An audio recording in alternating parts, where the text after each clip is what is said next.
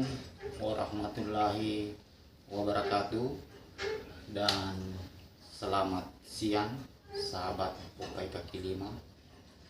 Gimana kabar sahabat Popeye kaki lima semua?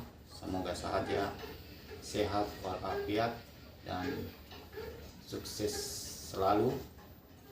Tak lupa kita ingatkan, dukung terus channel Popeye kaki lima agar berkembang dengan cara di like, subscribe, dan di share.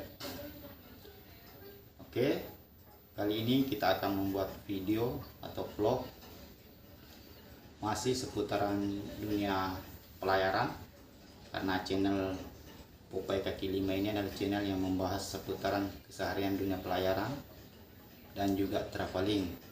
Nah, untuk hari ini masih seperti video sebelumnya, kelanjutan video sebelumnya, itu masalah dunia pelayaran, yaitu masalah pola gerak kapal. Lanjut, kali ini kita akan membuat video yaitu bagaimana cara memutar tongkang di alur pelayaran yang sempit. Di alur pelayaran yang sempit. Kenapa ini kita bahas? Nah, karena ini juga sangat penting, karena memutar tongkang itu di alur pelayaran sempit dengan di alur pelayaran yang luas, misalnya di laut atau di selat yang luas, itu beda. Kalau di laut yang luas kita bebas memutar karena kiri kanan bebas, tapi kalau alur di pelayaran sempit, misalnya di sungai atau di selat yang sempit, dan biasanya kita bisa temukan ini misalnya kalau kita berlayar di pedalaman, misalnya pedalaman Kalimantan, Sumatera, Sulawesi, Papua, atau mungkin di luar negeri sana. Jadi terkadang kita dihadapkan pada situasi dan kondisi medan alur pelayaran sempit. Nah, di situ betul-betul harus pas kita mutarnya, karena kiri kanan itu terkadang ada perumahan penduduk atau dangkal, jadi harus betul-betul pas kita putarnya. Jadi bagaimana caranya? Oke, kita perhatikan di papan ini, kita akan menjelaskan. Pertama kita gambar. Oke, seperti kita lihat di sini kita sudah gambar kapal dan tongkang. Ini kita seumpamakan kita sudah berlayar di sungai. Kita dari arah hulu ke hilir.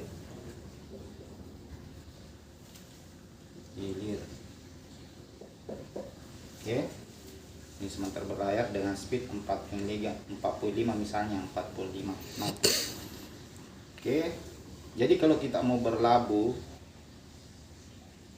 jangkar atau mau tambat, istilahnya kalau di pedalaman itu tambat di pohon atau berlabuh di tepi sungai, jadi speednya misalnya 45 knot, kita kurangi biar nanti kalau kita putar tidak terlalu berbahaya.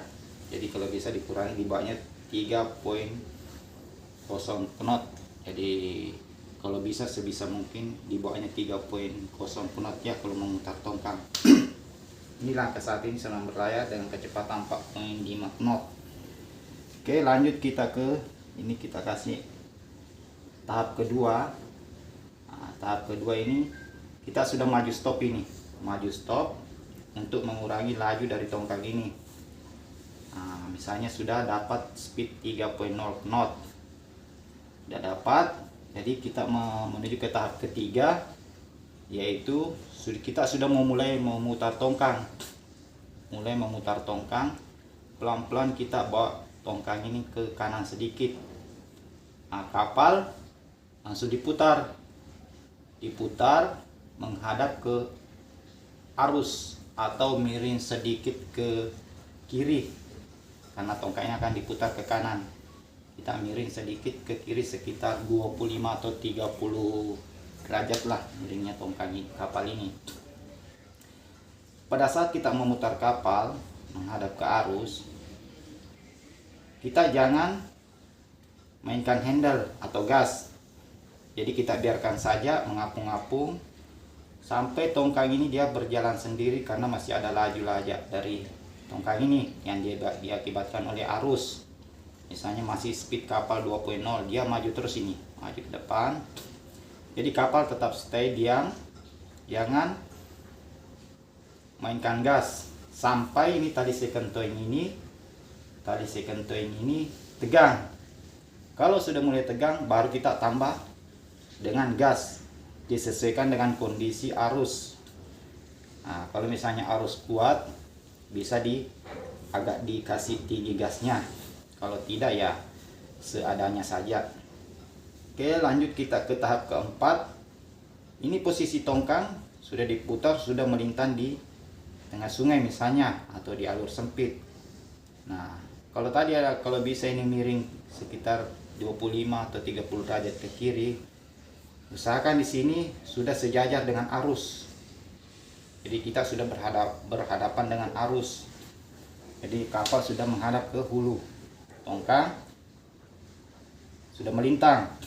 Nah, sampai seperti langkah ketiga, usahakan tali juga ini tegang, jangan sampai kendor. Baru kita tambah gas, itu berbahaya, bisa menyebabkan tali second towing ini putus.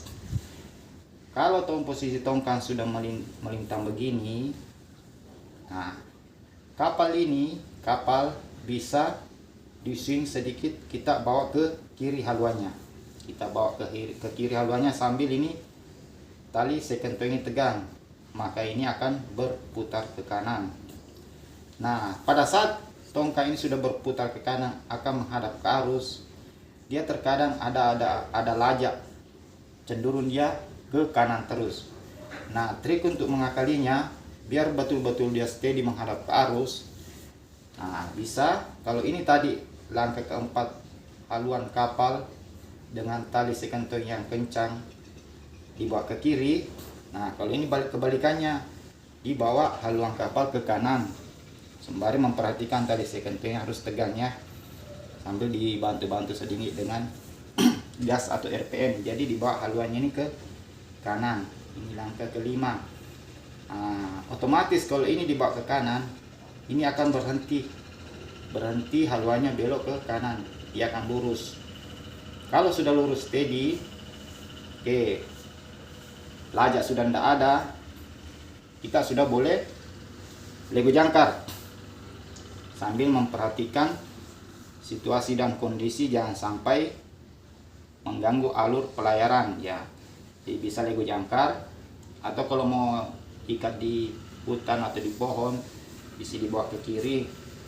Atau kalau mau lego jangkar, kalau misalnya di sini pas diputar pas alur, bisa dibawa ke kiri kapalnya. Kira-kira begitulah ya untuk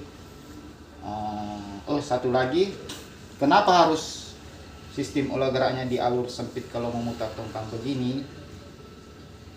Karena space kita itu terbatas. Beda kalau di tempat alur yang luas, kita bisa mutar itu tidak perlu langsung dipatah kapal, langsung dikopel atau gimana. Jadi kita bisa, karena space kita luas, kita bisa ya mungkin bisa langsung putarnya pelan-pelan ke tempat yang jauh. Kalau di tempat yang sempit agak susah. Jadi mungkin sementara info tentang cara memutar tongkang di alur sempit. Jangan lupa diingatkan juga, apabila dalam pelayaran selalu utamakan keselamatan, safety first. Kalau mengantuk pada saat dalam membawa kapal, jangan lupa minum kopi susu biar matanya melek kembali. Dan sekali lagi kita ingatkan untuk selalu mendukung channel ini agar berkembang dengan cara di like, subscribe, dan di share. Sekian dan terima kasih.